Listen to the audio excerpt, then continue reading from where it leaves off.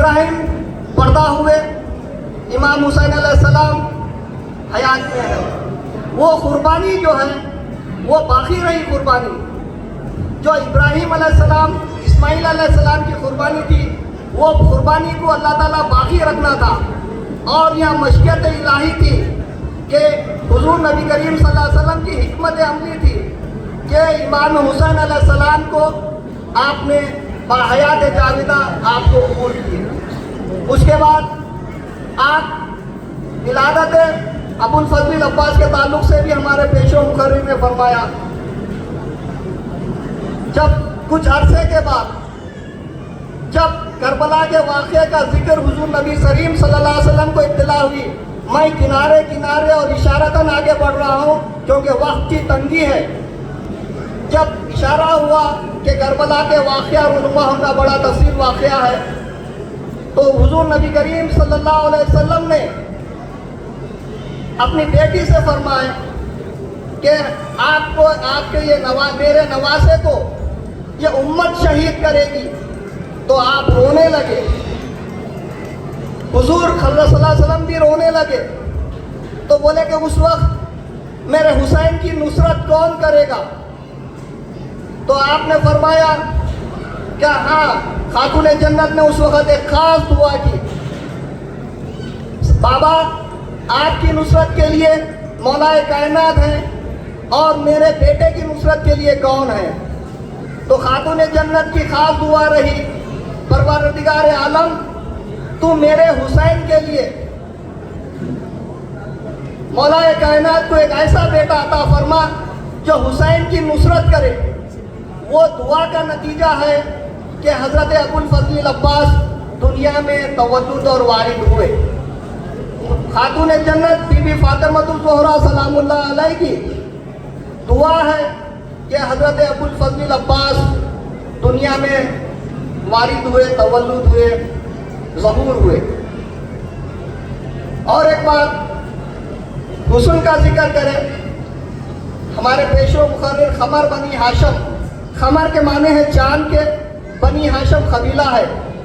ہمارے پیش و مقرر نے بڑا اچھا تفصیل سے بیان کیا، یعنی بنی ہاشم کے خاندان کا چاند جب حضرت عباس کا لڑکپن ہوا تو آپ جب مدینے کی گلیوں میں چلتے تھے تو لوگ راستہ چھوڑ دیتے تھے، ان کو دیکھ کر جلال کے وہ ہیبت سے راستہ چھوڑ دیتے تھے۔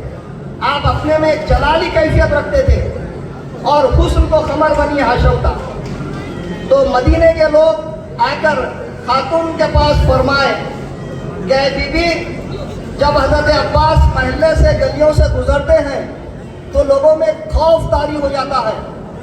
تو آپ نے فرمایا کہ بی بی زینب آپ کی بہن جو ہے ان سے فرمایا کہ آپ بولیں۔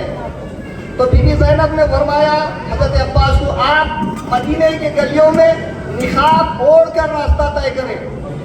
تو حضرت عباس اس کے بعد مدینے میں نقاب ڈال کر آپ پھرتے تھے۔ اس کے بعد اب آگے چلیں، جنگ صفین ہوئی۔ حضور صلی اللہ علیہ وسلم کے زمانے میں 23 سالہ ظاہری زندگی میں 85 جنگ ہوئے، اسلام کے 85 جنگ ہوئے۔ اور اس کے بعد سرکار مولا کائنات کے زمانے میں صفین کی جنگ ہوئی، جیسا کہ ہمارے پیش و مقرر فرمائے۔ صفین کی جنگ میں مولا کائنات کے ہم شکل بن کر جب نقاب اوڑھ کر آپ جب میدان جنگ میں گئے تو ہر طرف جو ہے لاشیں ٹکڑے بکھرے ہوئے تھے۔ لوگ کہہ رہے تھے کہ علی آ گئے، علی آ گئے، علی آ گئے، علی آ گئے۔ اور اسی نسبت سے آپ کی شجاعت، بہادری، سخاوت، علم کی بنیاد پر آپ کو خطابات دیے گئے ہیں۔ وہ خطابات ایسے کوئی خطاب لگائے سو خطاب نہیں ہے، سخاوت کا خطاب ہے، شجاعت کا خطاب ہے، خوبصورتی خمر بنی ہاشم کا خطاب ہے، باب الحوائج کا خطاب ہے۔ یہ بہت بڑا خطاب ہے کیونکہ کربلا میں آپ کے شانے کٹے ہوئے تھے، اس وجہ سے بارگاہ خداوندی میں اگر آپ کی دعا کو مقبول کرانا ہے، آپ کی دعا کو قبولیت بخشنا ہے، تو آپ باب الحوائج حضرت عباس سلام اللہ علیہ کا وسیلہ دے کر بھی دعا کر سکتے ہیں۔ ابھی ہمارے چھوٹے منا صاحب نے ایک واقعے کا ذکر کیا اور وہ واقعہ مجھے کہا گیا ہے کہ بولو بول کر، تو میں یہ واقعہ بولتا ہوں کہ 9 محرم کو شب عاشورہ جب امام حسین علیہ السلام نے اپنے ساتھیوں کے ساتھ مشورہ کیا، مذاکرہ کیا اور تمام باتیں کیے، تو اس وقت یہ بات کہی گئی کہ اگر کوئی یہاں سے جانا چاہتے ہیں تو جا سکتے ہیں، نہ میری کسی ذات سے دشمنی ہے، نہ کسی سے بغض ہے، نہ کسی سے حسد ہے، نہ کسی سے کینہ ہے۔ آپ اپنا چراغ گل کر دیے، گل کر کے تمام اصحاب کو یہ بولے کہ اگر کوئی اجازت ہے جا سکتا ہے تو جا سکتا ہے، لیکن جب چراغ شب عاشور روشن کی گئی تو جتنے موجود تھے وہ پورے، تو ہمارے چھوٹے منا صاحب نے اس کی تمثیل بولتے ہوئے یہ بولے کہ آج ہمارے پاس چراغ گل ہوا، لیکن اس میں تعداد میں اور اضافہ ہوتے گیا، اور اضافہ ہوتے گیا، یہاں پہ چاہنے والوں کے، یہاں پہ بیٹھنے والوں کا، یہاں کے محبت بھرے لوگوں کا اور اضافہ ہوتا گیا۔ اس کی دلیل ہے یہ بات کہ ہم جو ہے نا عاشقان اہل بیت، غلامان اولیاء کرام ہے۔